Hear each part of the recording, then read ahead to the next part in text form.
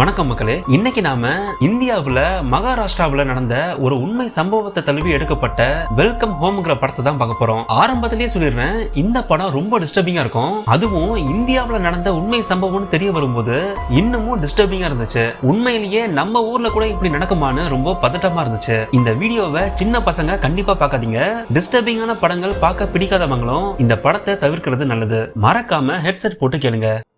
மகாராஷ்டிரா மாநிலத்துல உள்ள ஒரு சின்ன கிராமம். அந்த கிராமத்துல ஊருக்கு வெளியே ஆள் நடமாட்டமே இல்லாத ஒரு வீடு இருக்கு. அந்த பக்கமா மின்சார வாரியத்துல இருந்து ஒரு அதிகாரி வராரு. அவர் வேலையை முடிச்சிட்டு கிளம்புறாரு.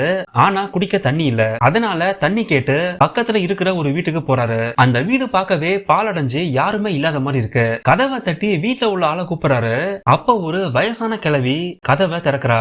அவங்க கிட்ட குடிக்க தண்ணி தாங்கன்னு கேக்குறாரு. அப்ப வீட்டுக்குள்ள இருந்து ஒரு பொண்ணும் குழந்தையும் கத்தி அலற சத்தம் கேக்குது. இத கேட்டு அவர் ஷாக் ஆகுறாரு. அந்த நொடி அவர் வாழ்க்கையவே மாத்த போகுதுன்னு அப்ப அவருக்கு தெரியல. 2020 இந்த உண்மை சம்பவத்தை தழுவி எடுக்கப்பட்ட வெல்கம் ஹோம் படத்தை தான் இன்னைக்கு நாம பார்க்க போறோம். Welcome to yellow back Tamil explanation.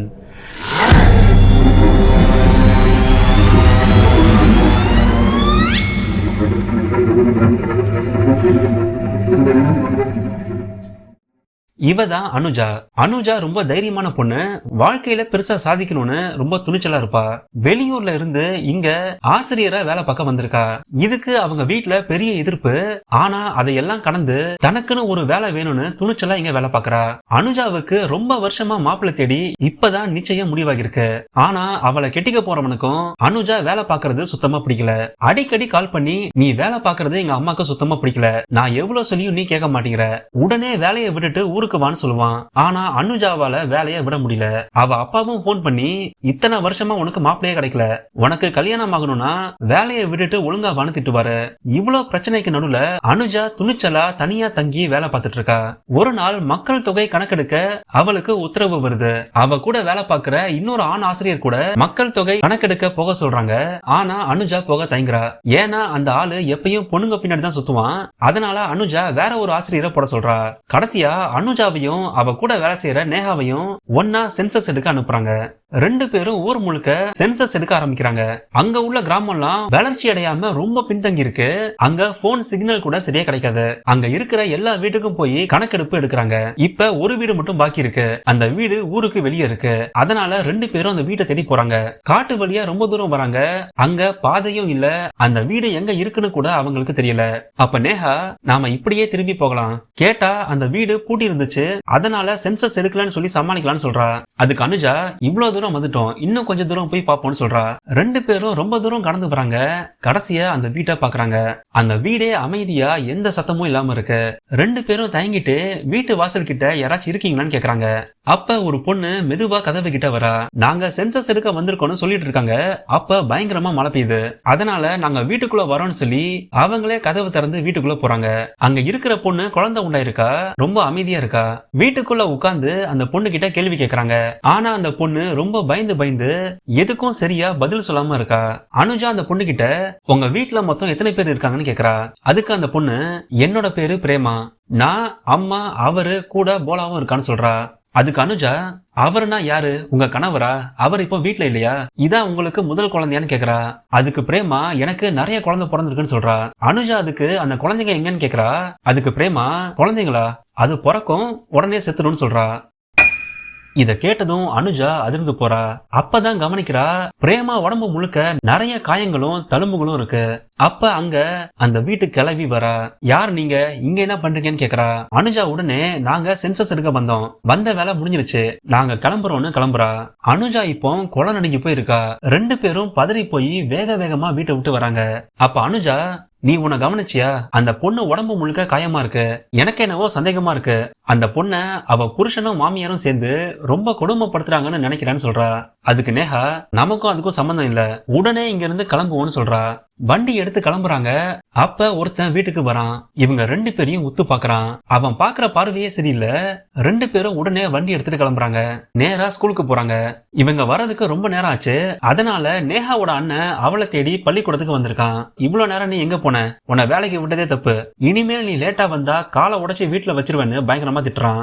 நம்ம ஊர்லயே பொண்ணுங்க வேலைக்கு போறது ரொம்ப கஷ்டம். அப்ப அந்த ஊர்ல எப்படி இருக்கும்னு யோசிச்சு பாருங்க. அனுஜா மாதிரியே நேஹாவும் கஷ்டப்பட்டு தான் வேலைக்கு வரா. ஒரு வாரம் கடந்து போகுது. அனுஜா போனை பார்க்கும்போது அந்த வீட்டோட போட்டோவை பாக்குறா. அந்த வீட்டோட போட்டோவை பார்த்ததும் அனுஜாவுக்கு பிரேமாவோட ஞாபகம் வருது. அனுஜா நேஹா கிட்ட, எனக்கு அந்த பொண்ணு நினைச்சா ரொம்ப கவலையா இருக்கு. அவளுக்கு இப்போ என்ன ஆச்சுன்னு தெரியல. நம்ம 2 பேரும் அவளை போய் பார்க்கலான்னு சொல்றா. நேஹா வேணான்னு சொல்றா. ஆனா அனுஜா அந்த பொண்ணு நல்லா இருக்காளான்னு பார்த்துட்டு உடனே வந்துடலான்னு சொல்றா. அரை மனசோட நேஹாவும் போக சம்மதிக்கிறா. மறுபடியும் 2 பேரும் அந்த வீட்டுக்கு போறாங்க. அந்த வீட்டுக்கு போறா. ஆனா இந்த முறை பிரேமா அங்க இல்ல. அந்த கிழவியோட புருஷன் கூடவே போலாவும் இருக்கான். அப்ப அனுஜா பிரேமா எங்கன்னு கேக்குறா. அதுக்கு கிழவி அவளுக்கு உடம்பு சரியில்லைன்னு சொல்றா. அப்ப அனுஜா உடனே குழந்தை பிறந்துடுச்சுல, பையனா பொண்ணான்னு கேக்குறா. இத கேட்டதும் கிழவி ஷாக் ஆகுறா. குழந்தை பிறந்து இறந்து போச்சு. பிரேமா நல்லாதான் இருக்கான்னு சொல்றா. இத கேட்டதும் 2 பேரும் மிரண்டு போறாங்க. இனிமேலும் இங்க இருக்க வேணாம்னு 2 பேரும் கிளம்புறாங்க. வேக வேகமா வெளியே வந்து வண்டியை ஸ்டார்ட் பண்றா. ஆனா வண்டி ஸ்டார்ட் ஆகல. அப்ப மழையும் பயங்கரமா பெய்ய ஆரம்பிக்குது. அப்ப அந்த கிழவி, இந்த மழையில உங்களால எங்கேயும் போக முடியாது, இன்னைக்கு ராத்திரி இங்கேயே தங்கிருங்கன்னு சொல்றா. நேஹாவும் தங்கலாமான்னு கேக்குறா. ஆனா அனுஜா உடனே கிளம்பலான்னு சொல்றா. அதுக்கு நேஹா, இன்னும் கொஞ்ச நேரத்துல இருட்டிடும், அதுக்கப்புறம் பாதையே தெரியாது, வெளியே ஒரே சகதியா இருக்கு, கண்டிப்பா நம்ம நடுவுலயே மாட்டிப்போம், நமக்கு வேற வழியே இல்ல, இங்கேயே தங்கலான்னு சொல்றா. இப்ப அவங்க 2 பேருக்கும் வேற வழியே இல்ல. அன்னைக்கு ராத்திரி அந்த வீட்டுல தான் தங்கியாகணும். அன்னைக்கு ராத்திரி எல்லாரும் சாப்பிட உட்காந்துருக்காங்க. அங்க பிரேமாவும் இருக்கா. பிரேமா பார்க்கவே ரொம்ப வினோதமா நடந்துக்கிறா. 2 பேரும் பயந்துகிட்டே சாப்பிடுறாங்க. ராத்திரி தூங்குறதுக்கு அவங்களுக்கு தனியா ஒரு ரூம் கொடுக்குறாங்க. அப்ப நேஹா, நான் தாமதமா போனாலே என் அண்ணா ரொம்ப திட்டுவான், இப்ப ராத்திரி முழுக்க போகலனா என்ன கொன்னே போட்டுடுவான், போன் சிக்னலும் இங்க கிடைக்கலன்னு பேசிட்டு இருக்கா. அப்ப யாரோ வெளியே ஒட்டு கேக்குற மாதிரி இருக்கு. கதவை திறந்து பார்த்தா போலா நிக்கிறான். உங்களுக்கு போர்வை கொண்டு வந்தேன்னு சொல்றான். அப்ப நேஹா டக்குன்னு போன் எடுத்து அண்ணன் கிட்ட தங்கி இருக்கிறத சொல்ற மாதிரி நடிக்கிறா. போலா நேரா அந்த கிழமை கிட்ட போய், அண்ணா, அந்த பொண்ணுங்க 2 பேரும் இங்க தனியா வந்திருக்கு, அவங்க வந்தது யாருக்குமே தெரியல, வாங்க நாம 2 பேரும் அந்த ரூமுக்கு போலாமான்னு கேக்குறான். ஆனா அந்த கிழவன் எதுவும் சொல்லாம அமைதியா இருக்கான். அத பார்த்து போலா சோகமா போறான். அப்ப கிழவி, அவனுக்கு என்ன வேணுமோ அதை கொடுத்தாதான் அவன் நம்ம பின்னாடியே சுத்தி சுத்தி வருவான்னு சொல்றா. ரூம்ல 2 பேரும் தூங்கிட்டு இருக்காங்க. அப்ப அனுஜா அந்த கிழவன் வீட்டுக்கு பின்னாடி போறத கவனிக்கிறா. வீட்டுக்கு பின்னாடி சின்னதா ஒரு குடிசை இருக்கு. அங்க அந்த கிழவன் போறான். அதை பார்த்து அனுஜா மிரண்டு போறா.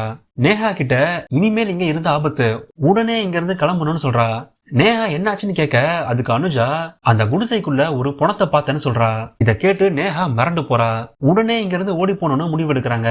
2 பேரும் மெதுவா சத்தம் போடாம அந்த ரூமை விட்டு வெளியே வராங்க. கீழே இறங்கி பார்த்தா அந்த கிழவி தூங்கிட்டு இருக்கா. ஆனா வெளியே போக முடியாது, ஏன்னா கதவு பூட்டி இருக்கு. சாவி கிழவி கிட்டே இருக்கு. 2 பேரும் மெதுவா சாவி எடுக்கிறாங்க. கேட்டை திறந்து வெளியே போறாங்க. அப்ப நேஹா, வெளியே ஒரே இருட்டா இருக்கு, நரி கரடின்னு நிறைய மிருகம் இருக்கு, உறுதியா சொல்லு, அந்த பணத்தை நீ பாத்தியான்னு கேக்குறா. அதுக்கு அனுஜா, பாக்குறதுக்கு அது பெண மாதிரி இருந்துச்சுன்னு சொல்றா. அப்ப நேஹா ஷாக் ஆகி, ஏன் இப்படி மாத்தி பேசுற, உண்மையிலேயே அங்க ஒரு பணம் இருந்துச்சான்னு உனக்கு தெரியலன்னு கேக்குறா. ஆனா அனுஜாவால தெளிவா சொல்ல முடியல. பேசாம அந்த கூரைக்குள்ள போய் பார்க்கலான்னு முடிவு பண்றாங்க. 2 பேரும் மெதுவா உள்ள போய் பாக்குறாங்க. ஆனா அங்க யாருமே இல்ல. லைட்ட போட்டு தேடி பார்த்தா அங்க ஒரு விரல் இருக்கு. அத பார்த்து அனுஜா மிரண்டு போறா. பக்கத்துல ஒருத்தன் 2 பேரையும் பிடிக்க வரான். அது வேற யாரும் இல்ல, ஆரம்பத்துல பார்த்த அந்த அதிகாரி. 2 பேரும் பயந்து உயிரை பிடிச்சிட்டு ஓடுறாங்க. வேலியை தாண்டி வராங்க. ஒரே இருட்டா சகதியா இருக்கு. சகதியில விழுந்து வேகமா ஓடி போறாங்க. ஆனா ரொம்ப தூரம் போக முடியல, ஏன்னா அங்க ஒரே இருட்டா இருக்கு. நரி கத்துற சத்தம் கேக்குது. காட்டு வழியா போனா நம்ம உயிருக்கே ஆபத்து, நமக்கு வேற வழி இல்ல, ராத்திரி முழுக்க நாம இங்கதான் இருக்கணும், நம்ம போனும் தண்ணியில விழுந்துருச்சு, மறுபடியும் அந்த ரூமுக்கே போயிட்டு காலையில ஒன்னும் தெரியாத மாதிரி கிளம்பி போலான்னு சொல்றா. அதனால மறுபடியும் வீட்டுக்குள்ள போறாங்க. கதவை பூட்டி சாவியை வச்சு நேரா ரூம்ல போய் படுத்துக்கிறாங்க. உயிர் போற பயத்துல 2 பேரும் ராத்திரி முழுக்க அந்த ரூம்லயே இருக்காங்க. மறுநாள் விடியுது. 2 பேரும் உடனே கிளம்புறாங்க. அப்ப போலா, ஏன் உடனே கிளம்புறீங்க, காஃபி குடிச்சிட்டு போங்கன்னு சொல்றான். கீழே இறங்கி வராங்க. அங்க கிளவனும் கிளவியும் இருக்கா. அவங்க கிட்ட போயிட்டு வரோன்னு சொல்லி கிளம்புறா. அதுக்கு 2 பேரும் ஒன்னும் சொல்லாம அமைதியா இருக்காங்க. வேகமா வெளியே வந்து வண்டி எடுக்க ஆரம்பிக்கிறாங்க. அனுஜா வண்டி எடுத்துட்டு கிளம்புறா. அப்ப கிளவி கிழவங்கிட்ட, ராத்திரி அந்த பொண்ணுங்க 2 பேரும் வெளியே போயிட்டு வந்தாங்கன்னு சொல்றா. இத கேட்டதும் கிழவன் வேகமா ஓடி வரான். அனுஜா பின்னாடியே துரத்திட்டு வரான். ரெண்டு பேரும் வேகமா தப்பிக்க பாக்குறாங்க. ஆனா அவங்கள கல்லால தாக்கி ரெண்டு பேரையும் பிடிக்கிறாங்க.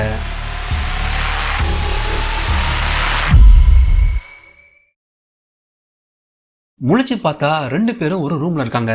அவங்கள ஒரு ரூம்ல அடைச்சி பூட்டி வச்சிருக்காங்க. அந்த ரூமுடைய வாசலே ரொம்ப உயரமா இருக்கு. கதவை தட்டி தயவு செஞ்சு எங்களை விட்டுடுங்க, உங்களை பத்தி நாங்க யார்கிட்டயும் எதுவும் சொல்ல மாட்டோம்னு சொல்றா. அப்ப போலா வெண்ணி எடுத்து அவங்க மேல ஊத்துறான். காயப்பட்டு நேஹா கீழே விழுறா. ரெண்டு பேரும் கதறி அழுகுறாங்க. அப்ப நேஹா, இது எல்லாமே உன்னாலதான் தேவையில்லாம இங்க வந்து மாட்டிக்கிட்டோம், நம்ம ரெண்டு பேரையும் அவங்க கொண்டுடுவாங்கன்னு சொல்லி அழுகுறா. ஊருக்குள்ள அனுஜாவை கெட்டிக்க போறவன் வரான். ஆனா அவ வீட்டுல இல்ல. அப்ப அங்க நேஹாவோட அண்ணனும் வரான். என் தங்கச்சி நேத்து ராத்திரி வீட்டுக்கு வரல, அதுக்கு உன்னை கெட்டிக்க போறவதான் காரணம், அவளை எங்கேயோ கூட்டிட்டு போயிட்டா, ஒழுங்கா என் தங்கச்சிய வீட்டுல விடுன்னு சண்டை போடுறான். அப்ப வீட்டோட ஓனர், உங்க ரெண்டு பேருக்கும் அவங்க எங்க போனாங்கன்னு தெரியல, போலீஸ் கிட்ட கம்ப்ளைண்ட் பண்ணுங்கன்னு சொல்றாரு. அதுக்கு நேஹா அண்ணன், போலீஸ் கிட்ட என் தங்கச்சி பேரை சொல்லக்கூடாது, அது என் குடும்பத்துக்கே அசிங்கம்னு சொல்லி மிரட்டிட்டு போறான். ரெண்டு பேரும் அந்த ரூம்ல பயந்து போயிருக்காங்க. அங்க ஏதாச்சும் இருக்கான்னு தேடி பாக்குறா. அப்ப அங்க ரத்த கரைய பாக்குறா. கூடவே கொஞ்சம் மருந்தும் இருக்கு. அப்பதான் அனுஜாவுக்கு புரிய வருது, இவங்கள மாதிரியே பிரேமாவும் மாட்டிருக்கா.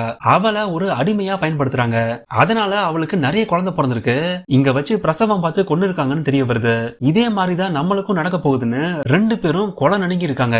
அப்ப கிழவனும் போலாவும் கீழே இறங்கி வராங்க. உடனே ரெண்டு பேரும் ஒளிஞ்சுக்கிட்டு அவங்கள தாக்க தயாரா இருக்காங்க. ஆனா வரும்போதே கிழவன் சாட்டையோட வரான். ரெண்டு பேரையும் பிடிச்சி சரமாரியா அடிக்கிறான். முகத்திலேயே பல முறை குத்துறான். அவங்க அசைய முடியாதபடி கட்டி போடுறான். அவன் அடிச்ச வேகத்துல கிழவன் கையே காயப்பட்டிருக்கு. அந்த அளவுக்கு அடிச்சிருக்கான். புருஷனுக்கு காயப்பட்டதை பார்த்து கிழவி வருத்தப்படுறா. அப்ப அவ பிரேமாவை பார்த்து அவரை சந்தோஷப்படுத்துன்னு சொல்றா. அந்த கிழவன் பிரேமாவை தனியா ரூமுக்கு கூட்டிட்டு போறான். அங்க அவளை வன்கொடுமை செய்யறான். இதையே அவன் பல வருஷமா பண்ணிட்டு இருக்கான். கிழவி போலா கிட்ட, அவளுக்கு சாப்பிட்டு ரொம்ப நேரம் ஆச்சு, சாப்பிடாம செத்து போயிட்டா அவங்கள வச்சு ஒண்ணும் பண்ண முடியாது, போய் சாப்பாடு கொடுன்னு சொல்றா. போலா சாப்பாடு கொடுக்க வரான். அனுஜா அவனை எட்டி மிதிக்கிறா. கோவத்துல அவன் அனுஜாவை சரமரியா தாக்கி கழுத்தை நெரிக்கிறான். அதுல அவ மயங்கி போறா. கொஞ்ச நேரம் கழிச்சு முழிச்சு பாக்குறா. எப்படியாவது தப்பிக்கணும்னு கயிறா மெதுவா கலட்டுறா. ரெண்டு பேரும் சேர்ந்து தப்பிக்க வழி இருக்கான்னு பாக்குறாங்க. அப்ப அந்த ரூமுக்கு பின்னாடி ஒரு குழாய் போறத பாக்குறாங்க. அதுல மண் அடைச்சு வச்சிருக்காங்க. அது வழியா தான் இறந்த குழந்தைய வெளியே போடுறாங்க. அந்த வழியா தப்பிக்கலான்னு ரெண்டு பேரும் போறாங்க. அந்த குழாய் நேரா வீட்டுக்கு வெளியே இருக்கிற சகதிக்கு போகுது. நேஹா முதல்ல தப்பிச்சு ஓடுறா. அனுஜா வரும்போது கால்ல கம்பி குத்திருது. வலி தாங்க முடியாம பொறுமையா வரா. நேஹா ஓடி போய் ஒளிஞ்சுக்கிறா. அப்ப நேஹாவோட அண்ணன் அங்க வரான். அனுஜா மெதுவா நடந்து வந்து பின்னாடி இருக்கிற அந்த கொட்டகைக்கு போறா. அங்க அந்த அதிகாரிய பாக்குறா. அப்ப அவருக்கு நடந்ததை சொல்றாரு. அவர் வந்த அன்னைக்குதான் ஆரம்பத்துல பார்த்த மாதிரி பிரேமாவுக்கு குழந்தை பிறந்திருக்கு. இந்த விஷயம் தெரிஞ்சதும் அவரையும் பிடிச்சு வச்சிருக்காங்க. போலா கிட்ட, இந்த ரெண்டு பொண்ணுங்களும் காணோம், இங்க வந்தாங்களா பாத்திருக்கியான்னு கேக்குறான். அதுக்கு அவன் பாக்கலன்னு சொல்லி சமாளிக்கிறான். அதனால அண்ணன் திரும்ப போறான். இது எதுவும் நேஹாக்கு தெரியல. கிளம்புற நேரத்துல நேஹாவோட கம்மல கவனிக்கிறான். அப்ப மறுபடியும் வந்து, என் தங்கச்சி இங்க வந்திருக்கா, ஒழுங்கா அவ எங்க இருக்கான்னு சொல்லுன்னு மிரட்டுறான். அப்ப நேஹா அண்ணன் குரலை கேட்டு வெளியே வரா. அந்த நேரத்துல போலா அண்ணன் தலையில கல்லால அடிக்கிறான். உடனே ஒரு பெரிய பாறைய தலைக்கு மேல போட்டு அவனை கொல்றாங்க. இத பார்த்து நேஹா மிரண்டு போய் நிக்கிறா. உடனே ஓடி வந்து அவளை பிடிக்கிறாங்க. கிழவனுக்கு சந்தேகம் வந்து அந்த கொட்டகைய பார்க்க போறான். அவன் வந்ததும் நேஹா தப்பிச்சு ஓடுறா. அந்த அதிகாரி கிழவனை தடுக்க பாக்குறாரு. அப்ப கம்பியால அவரை குத்தி கொள்றான். காயப்பட்ட காலோட அனுஜா தப்பிக்க பாக்குறா. ஆனா ஏரி கரையில மாட்டிக்கிறா. மறுபடியும் ரெண்டு பேரும் அந்த வீட்டுக்குள்ள மாட்டிக்கிறாங்க. போலா கிழவன் கிட்ட, அண்ணா, நான் ரொம்ப நாளா கேட்டுக்கிட்டு இருக்கேன், எனக்கு ஒரு வாய்ப்பு கொடுங்க, நான் போகட்டுமான்னு கேக்குறான். அதுக்கு கிழவனும் சரின்னு சொல்றான். உடனே போலா சந்தோஷத்துல குளிச்சு தயாராகிறான். புது ட்ரெஸ் போட்டுக்கிட்டு நேஹா ரூமுக்கு போறான். நேஹாவை சரமாரியா அடிச்சு அவளை பாலியல் வன்கொடுமை செய்யறான். நேஹா கத்தி அலறா. அப்ப அனுஜாவை தரன்னு இழுத்துட்டு வந்து வன்கொடுமை செய்யறத வேணும்னே பார்க்க வைக்கிறான். இத பார்த்து அவ மிரண்டு போறா. அவளால எதுவும் செய்ய முடியாம கதறி அழுவுறா. அன்னைக்கு ராத்திரி ஆகுது. உயிரே போனாலும் பரவாயில்ல, எப்படியாவது தப்பிக்கணும்னு முடிவு பண்றா. அனுஜா வீட்டு மாடியில இருக்கா. அந்த ஜன்னலை உடைச்சு மேல இருந்து கீழே குதிக்கிறா. நேஹா தனியா ஒரு ரூம்ல இருக்கா. அவளுக்கு நடந்த கொடுமையை நினைச்சு அழுதுட்டு இருக்கா. இந்த நரகத்துல இருக்கிறதுக்கு செத்து போறதே மேல்னு அவ கைய அறுத்துக்கிறா. அப்ப போலா அங்க ஓடி வரான். அவ கையில கட்டு போட்டு, உன்னை வச்சு நான் நிறைய பிளான் போட்டிருக்கேன், அதுக்குள்ள சாக பாக்குறியான்னு கேக்குறான். அப்ப வீட்டுக்கு பின்னாடி மாடு கத்துற சத்தம் கேக்குது. என்னன்னு ஓடி வந்து பாக்குறாங்க. பார்த்தா கெட்டி வச்ச மாடு எல்லாம் கொழுந்து விட்டு எரியுது. இத பார்த்து அந்த கிழவன் பயங்கரமா அழுகுறான். அங்கதான் மாடை எப்படி பாப்பாங்கன்னு நமக்கு தெரியுமே. அந்த கிழவியும் கதறி அழுவுறா. இத எல்லாத்தையும் பண்ணது அனுஜா. அப்ப போலா கோவத்துல கத்தி எடுத்துக்கிட்டு அனுஜாவை தேடி காட்டுக்குள்ள போறான். மேல நேஹா தனியா இருக்கா. அப்ப பிரேமா அவ கிட்ட போய் தண்ணி குடிங்கன்னு சொல்றா. அதுக்கு நேஹா, ஏன் நீ அமைதியா இருந்த? அன்னைக்கே நீ சொல்லிருக்கலாமே, உன்னை காப்பாத்த நாங்க வந்து மாட்டிக்கிட்டோம்னு சொல்றா. அதுக்கு பிரேமா ஒன்னும் சொல்லாம அமைதியா இருக்கா. நான் தப்பிக்கணும், தயவு செஞ்சு எனக்கு உதவி பண்ணுன்னு கேக்குறா. அதுக்கு பிரேமா, என்னால அது முடியாது, உங்களுக்கு உதவுனா அப்பா என்ன அடிப்பாருன்னு சொல்றா. இத கேட்டு நேஹா மிரண்டு போறா. இவ்வளவு நாளா பிரேமாவை வன்கொடுமை பண்ணது அவளுடைய அப்பாதான். இந்த விஷயம் அம்மாக்கு தெரியுமான்னு கேக்குறா. அதுக்கு பிரேமா, தெரியும், சொல் பேச்ச கேட்கலனா அம்மாவும் என்ன பயங்கரமா அடிப்பாங்கன்னு சொல்றா. அந்த பொண்ணுக்கு தன்னை அபியூஸ் பண்றாங்கன்னே தெரியாத அளவுக்கு மென்டலா பாதிக்கப்பட்டிருக்கா. அவளுக்கு பிறந்த குழந்தை எல்லாத்தையுமே வீட்லயே கொண்டு போட்டிருக்காங்க. பிரேமா அங்கிருந்து போறா. ஆனா மனசு கேட்காம கதவை திறந்து விடுறா. வெளியே போலா அனுஜாவை தேடி ஓடி வரான். அப்ப அனுஜா பதுங்கி இருந்து போலாவை தாக்குறா. இரும்பு கம்பிய வச்சு போலா தலையிலேயே சரமாரி அடிக்கிறா. அவ கோபம் தீர்ற வரைக்கும் அடிச்சு கொள்றா.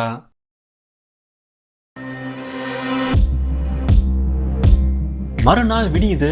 நேஹாவும் வெளியே ஓடி வரா. அப்பதான் நேஹா பிரேமா பத்தின உண்மையை சொல்றா. இத கேட்ட அனுஜா, அவனை நாம சும்மா விடக்கூடாது, பழி வாங்கியே தீரணும், நான் செத்தாலும் பரவாயில்ல, அவனை கொல்லாம விட மாட்டேன்னு சொல்றா. வீட்டுல அந்த கிழவனும் கிளவியும் பயந்து போய் உட்காந்துருப்பாங்க. ஏன்னா அவங்க உண்மை வெளியே தெரிய போகுது. அனுஜாவும் நேஹாவும் ரகசியமா வீட்டு மாடிக்கு போறாங்க. இத கிழவன் கவனிக்கிறான். அவங்க பின்னாடியே போறான். மாடியில அனுஜாவை தாக்குறான். அவங்க 2 பேருக்கும் பயங்கர சண்டை வருது. அனுஜா நேஹாவை உதவிக்கு கூப்பிடுறா.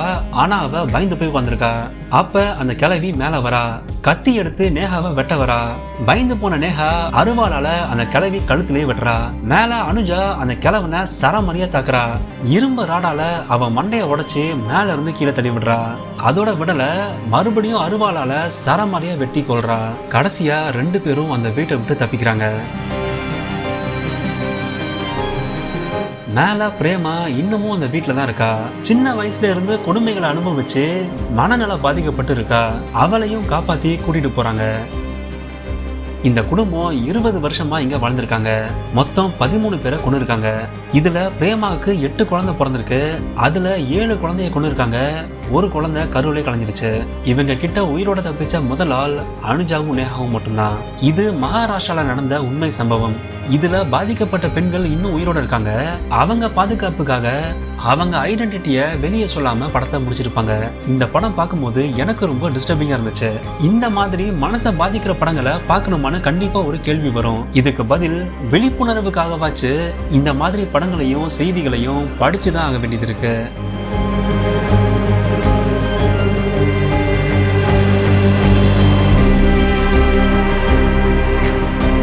இந்த வீடியோ பத்தின கருத்தை மறக்காம கமெண்ட்ல சொல்லுங்க. நம்ம சேனலை சப்ஸ்கிரைப் பண்ணாம இருந்தீங்கன்னா மறக்காம சப்ஸ்கிரைப் பண்ணிக்கோங்க. நன்றி.